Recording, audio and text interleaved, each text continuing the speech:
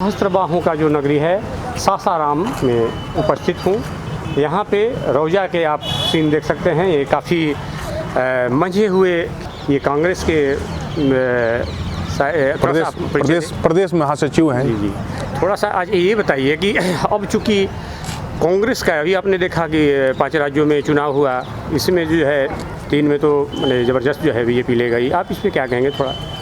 देखिए, जो 5 राज्यों में चुनाव हुआ है, जी, मैं ये मानता हूँ और मेरा पार्टी का भी ये मानना है कि कहीं ना कहीं मैनेजमेंट में चूक तो हुआ है, इसीलिए हार हुआ है, लेकिन हम लोग का जनाधार कम नहीं हुआ है। इन 5 राज्यों के चुनाव में जो वोटों का जो आप गणना करेंगे, कांग्रेस पार्टी को 4 करोड़ 90 लाख से अधिक वोट मिला, जबकि बीजेपी को 4 करोड़ 80 लाख से कम वोट मिला। तो वोटों के जो आंकड़े हैं उसमें हम लोग आगे गए, लोगों का झुकाव हम लोग के तरफ है। कहीं ना कहीं हम चुनाव के मैनेजमेंट में कहीं ना कहीं जो चूक हुई है उसके वजह से हार हुआ है, लेकिन जो कांग्रेस पार्टी के जो जनाधार है वो बड़ा है, घटा नहीं है।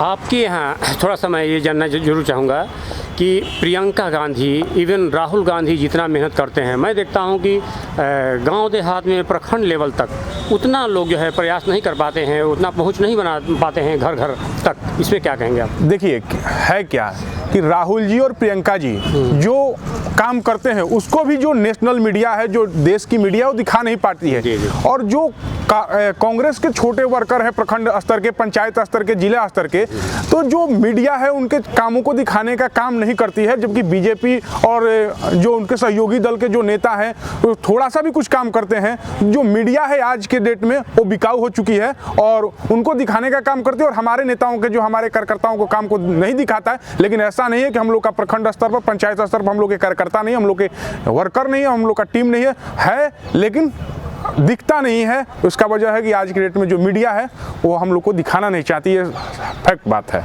लेकिन कुछ तो है, चूँकि मोदी जी इतनी ज़बरदस्त प्रचंड बहुमत में लोग आ रहे हैं, बार बार जो है जनता ला रही है, तो इसका कहीं ना कहीं कुछ अर्थ है। जैसा कि लोग बात कह रहे हैं कि कांग्रेस पार्टी या उनसे जुड़े जितने भी लोग हैं, जैसे कि अभी आपने देखा होगा फतेह बहादुर जी ने डेहरी में इस तरह से जो है, मतलब इनका जितने भी अंग हैं वो कहीं ना कहीं ज़्यादा कर करके मतलब हिंदू धर्म और सनातनी को थोड़ा सा कहीं ना कहीं ठेस पहुंचाने का काम करते हैं। इसमें थोड़ा सा आप देखिए, जो फतेह बहादुर का बात है उनका एक पर्सनली बात है। कांग्रेस पार्टी का सभी धर्मों में, सभी जातियों में विश्वास है और हम लोग सभी को साथ लेकर चलने का काम करते हैं। किसी को ठेस पहुंचाने का, किसी को आहत पहुंचाने का कांग्रेस पार्टी का कोई भी नेता, कोई भी कार्यकर्ता नहीं करता। अगर ऐसा कोई करता है तो निश्चित तौर पर उस कांग्रेस आइडियोलॉजी का नहीं है और कांग्रेसी नहीं है। दूसरा बात, सनातन धर्म आज से नहीं है, सनातन धर्म बहुत पुराना धर्म है। और आपको ख्याल होगा कि राजीव गांधी ही राम मंदिर का ताला खुलवाने का काम किए हैं। अगर कांग्रेस पार्टी ही जो है आज़ादी के 70 साल के बाद से ही जो सनातन की जो परंपरा है, जो उसके विचारों, उसको बचा कर रखा हुआ है। ये लोग केवल दिखाने का काम कर रहे हैं। बताइए, राम मंदिर का उद्घाटन हो रहा है, लेकिन आपको पता होगा कि राम जी के जो मंदिर के उद्घाटन के जो चंदे हो रहे, उसके बीजेपी के लोग उसमें कैसे संलिप्त थे। गंगा मैया के सफैया में कैसे, उनके सफाई करने में कैसे लूट कर रहे हैं। तो ये लोग केवल राम के नाम पर, गंगा माता के नाम पर, भगवान के नाम पर ये लोग राजनीति करते हैं। जिस प्रकार एक छिपकली जो है ना, जो बचने के लिए भगवान के तस्वीर के पीछे आ जाती है, उसी प्रकार बीजेपी जब देश में एक्सपोज होने लगती है, जब देश के लोग उनका विरोध करने लगते हैं, तो ये भगवान राम के तस्वीर के पीछे छिप जाते हैं। ये देवी देवताओं का शरण लेने का काम करते हैं ताकि हम सुरक्षित रहें। अब थोड़ा सा मैं एक चीज़ ज़रूर जानना चाहूँगा कि आपके, चूँकि अब राहुल गांधी जी को भी कहीं ना कहीं एक तरह से किनारे में ही किया गया है, खड़गे जी, जो अभी खड़गे जी हैं, वो कितना मोदी जी का बराबरी कर सकते हैं, कितना टक्कर दे सकते हैं? देखिए, कल जो हम लोग का जो बैठक था तो उसमें खड़गे जी ने साफ कहा कि सभी पार्टियां एक मुक्त चुनाव लड़ें, मजबूती के साथ चुनाव लड़ें। सीट शेयरिंग का जो मामला है, हमारे जो लोकल लीडरशिप, जो जिस स्टेट के जो लीडरशिप, उनसे बात करके सीट शेयरिंग का मामला है उसको निपटा लें। और हम लोग का सबसे मुख्य प्रायोरिटी क्या है? मोदी सरकार को रोकना, और सभी लोग मजबूती के साथ पहले जीते आए, उसके बाद देखते हैं क्या करना है।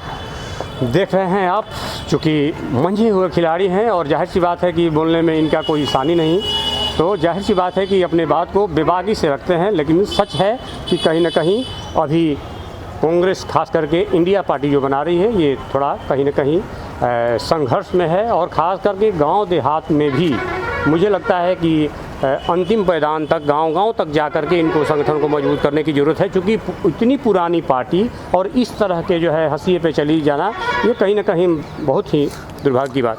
एकदम देखिए, कहीं ना कहीं हम आपसे क्या रहे हैं, कहीं ना कहीं हमारे संगठन में कहीं ना कहीं कुछ न कुछ ऐसा चूक हो रहा है, तभी बार बार हम लोग चुनाव हार रहे हैं, लेकिन हम लोग हाशिए पर नहीं हैं।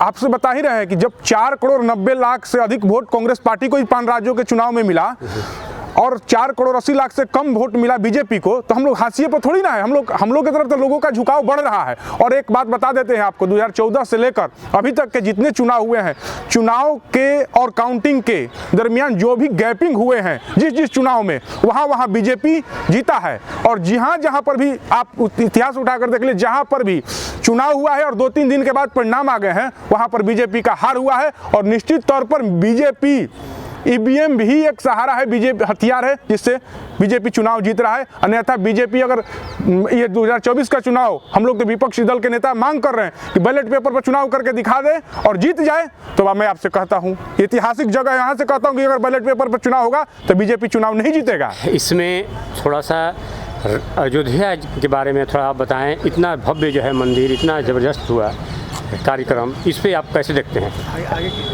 निश्चित तौर पे हम लोग